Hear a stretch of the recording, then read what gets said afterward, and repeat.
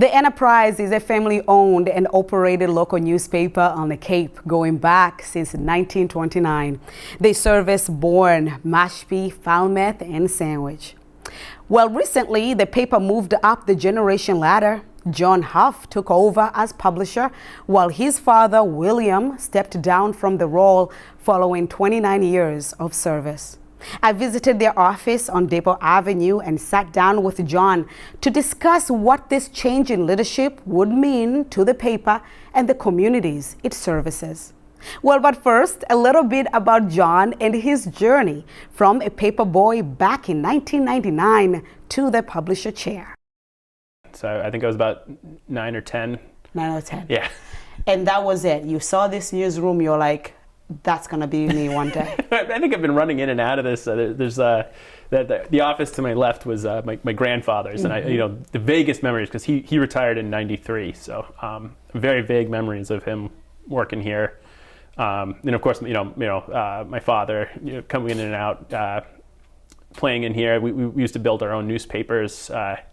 Back then, there was the bike path wasn't there. There's still railroad tracks, so we'd have to walk down the railroad tracks from our house. So, I have a lot of nostalgia for this place as well as pride.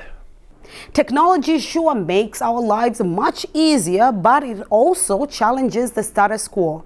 Here is John talking about the pros and cons of the fast-growing technology while running a local newspaper. In a world where so much of our news is coming from social media and is built via algorithm to what, tailored to what people want to see. Our goal then is to figure out how to get people to read what they need to know in order to be better citizens inside their own communities. John touches on the path forward and the delicate dance between fulfilling the paper's obligation and making money. Nobody can be conservative in their view. And by conservative, I mean nobody can think that what they're doing now is going to be what they're going to be doing 10 years from now. And we have an added trickiness that we have both a business that we need to take care of, and and a community that we also need to serve. Community obligation, yeah. Yeah. It definitely keeps me up at night. It's not. I'm not as involved in the newsroom as past generations of Houghs, and some of that is because I need to be looking at how I'm going to be able to keep this newsroom, and I'm very lucky in that we've got incredibly talented people in here that I don't need to worry about the newsroom. I know that they're doing their jobs correctly. What I do need to worry about is making sure that paycheck that they get every week is kind of clear, and making sure the lights stay on. So we're definitely experimenting with a bunch of different things, including digital marketing in the community. So we actually provide full service suite of digital marketing. So everything from retargeting to website building. In addition to our advertising on our other platforms, On Cape Magazine. I'm about to come out with a new On Cape Magazine website. The magazine itself, capenews.net. So essentially what we're trying to do is run two different businesses at once, one that supports the other.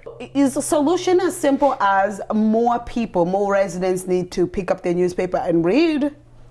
Or what is it? I wish it was that simple. I mean, yes, that would help a lot. It would help us enormously.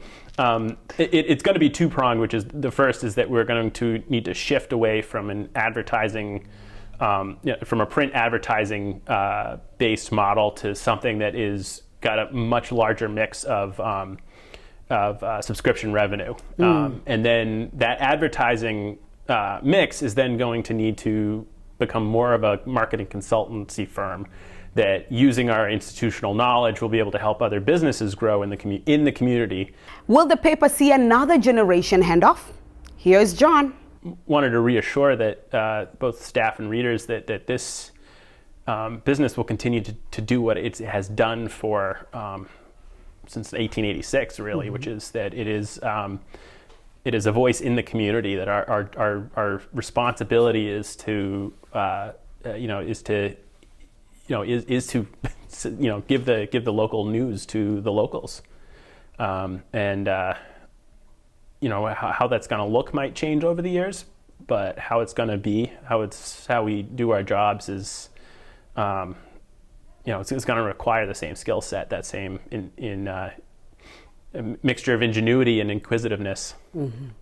A new publisher wasn't the only change to the Falmouth Enterprise. Elizabeth Saito takes over the role of editor after John Paradise. I sat down with Elizabeth to discuss her new role with the paper. We start our conversation with the Falmouth Enterprise nickname. The Enterprise definitely gets a lot of municipal minutia into the papers. And so I get the joke about the empty prize. But the thing is, if you don't have someone paying attention to those details and putting them out there in the public, that's where you get in trouble, right? So having a newspaper, having reporters in the room is no guarantee that a government is going to behave well. But not having a reporter there is basically a guarantee that they won't act well.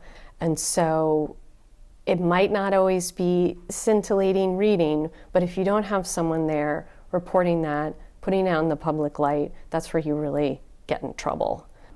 I asked Elizabeth about how the paper contends with the idea of fake news. I think a lot of the fake news, why people will designate something as fake news, is because they don't agree with it, or it doesn't fit with their particular partisan bias.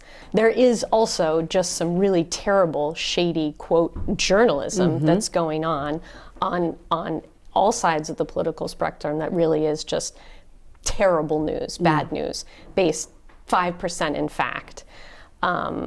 So I feel that at the local paper, we don't really have to deal with the partisan issue, which is a big part of why I'm attracted to a local paper, is that it's political without being partisan, because the select board do not run as Republicans or Democrats. That's really important to me about thinking about being able to put out a paper is the news and information that everyone in the town needs and that speaks to everyone. You don't get that's the liberal paper, that's the conservative paper. Thank you for watching. Inside FCTV studio, I am Queen Banda.